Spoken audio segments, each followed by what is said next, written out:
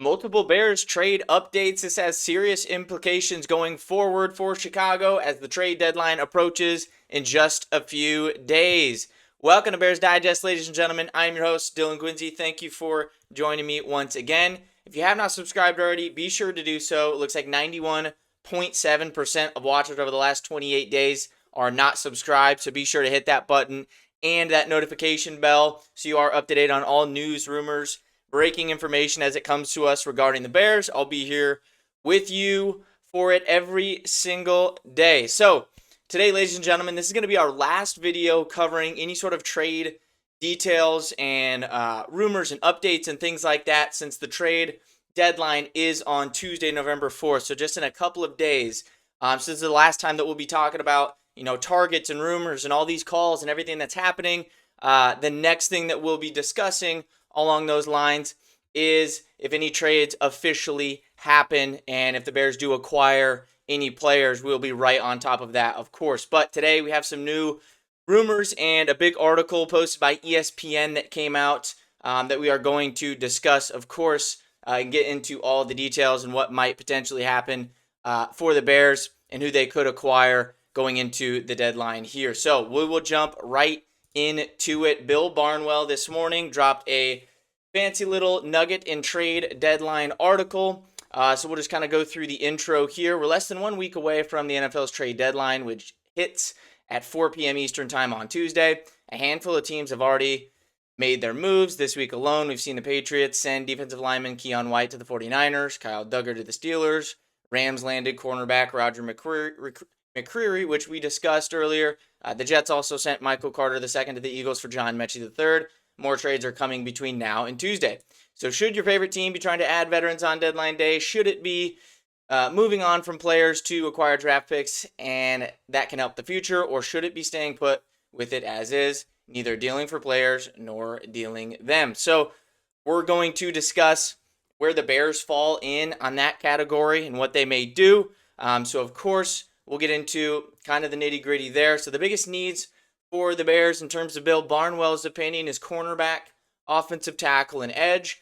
I would agree there, although I'd probably put defensive line or interior defensive line in replacement of offensive tackle there, just because you're not going to find offensive tackles in the trade market that are anywhere near serviceable. So this is kind of just something that we have to deal with. If Theo Benedette is playing really poorly the rest of the year, that's kind of something that we just have to deal with and get through the season, and then kind of go through the process in the draft and free agency there for left tackle, the future sort of stuff in that regard. Notable trade candidates: wide receiver DJ Moore. We've discussed this plenty of times. I am not in the boat of trading DJ Moore anymore. I think he is just a big piece of what we can do and the schematically and all of the different things that we can do on offense. I think if you do take out DJ Moore of this offensive lineup, it's going to be a big issue right now, at least.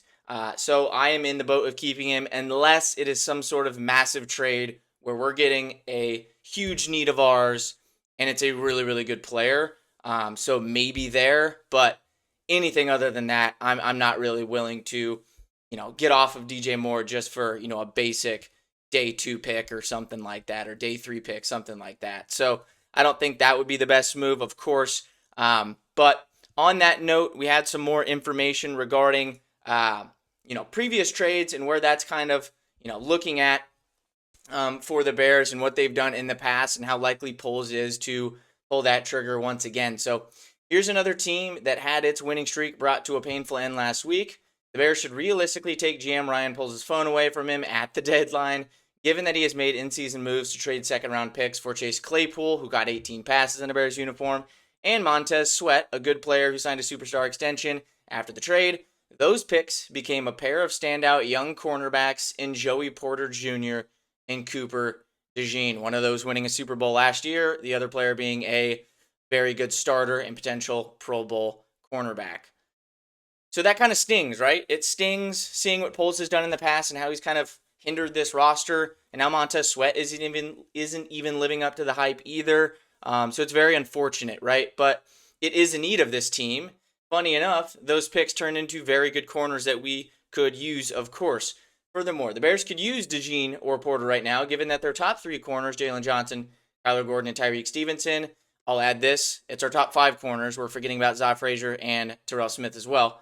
Are all injured. Poles shouldn't be selling out to get a replacement, but I wonder if coordinator Dennis Allen would want to look up Alontae Taylor or Isaac Yiadom from his old stomping grounds in New Orleans as a short-term solution.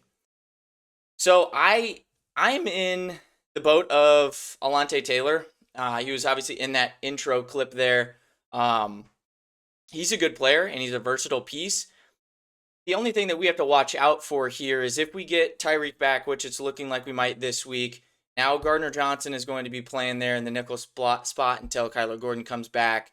And then Jaylon Johnson, next year obviously he's going to be back, but maybe he makes a push here in December, late November, December to get back.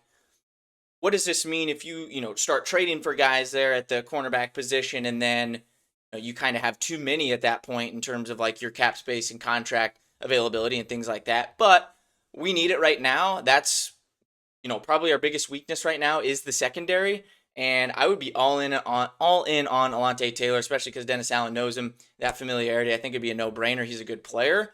So I think that would be awesome there. But we had some other stuff come out here today. One being Tariq Woolen. So Colts, Bears, and Lions have engaged in trade talks with the Seahawks for Tariq Woolen of the Seahawks. He is a pretty darn good player. He's not really fitting the scheme of the Seahawks' new coach, McDonald, but he is a very lanky, tall, fast, athletic corner that I think fits the Dennis Allen mold.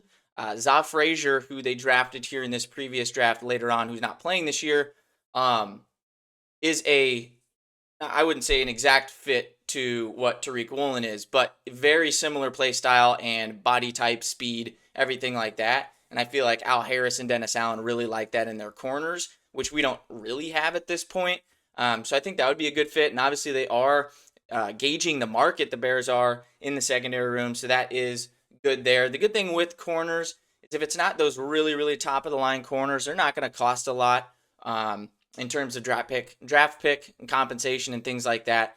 And Poles isn't good at drafting in the 3rd, 4th, 5th, 6th, 7th rounds anyway. So if you can get a corner that's going to be a really good serviceable starter for you, and then you pair that with Jaylon and Tyreek and Kyler down in the future without strapping your cap situation, I think this is a huge, huge get. So obviously the Bears are looking around.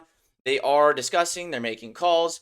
We will see if that happens or comes to any fruition there. But we got a couple of different options on top of, kind of what we already discussed that could be a good fit. So just going off of that, going into the final piece here, just touching on DJ Moore once again. Just Bill Barnwell kind of raised this up, although we might not agree. But if there's a prominent player who could unexpectedly make sense as a potential trade candidate at the deadline for me, it's DJ Moore. The 28-year-old is starting a 4-year, $110 million extension next year, but he hasn't found a consistent role in Ben Johnson's offense. He is averaging a career low 47.3 receiving yards per game. I get the sense that Johnson's preferred option would be to work with 12 personnel when tight ends Cole Kmet, Colston Loveland are healthy, or work Luther Burden III into the mix alongside Zacchaeus and Rome Odunze in 3 wide receiver sets. A trade during the offseason would make more sense, but I wouldn't be shocked if Moore came the odd man out in Chicago. So I agree here. It would make more sense in the offseason if the Bears were going to do it, right? Because they can fill in a replacement for him, either the draft, free agency, whatever it is, although he's not going to match up to what DJ Moore's skill set is and things like that. But it would make more sense in the offseason. We need him right now, especially if, Caleb is going to continue developing. We need all the talent that we can get, catching the football and running routes. So I wouldn't agree with that there, but I would say, yes, it does make sense maybe in the future. But you have to have a plan in place to, replace that type of player, DJ Moore. And right now we don't have that, especially with the injuries that we've been dealing with on the offensive side of the ball there in the wide receiver room. None of them practiced in the first practice of the week this week. So I think we need to hold still in the wide receiver room. You don't want to ever make a strength of your team one of your weaknesses.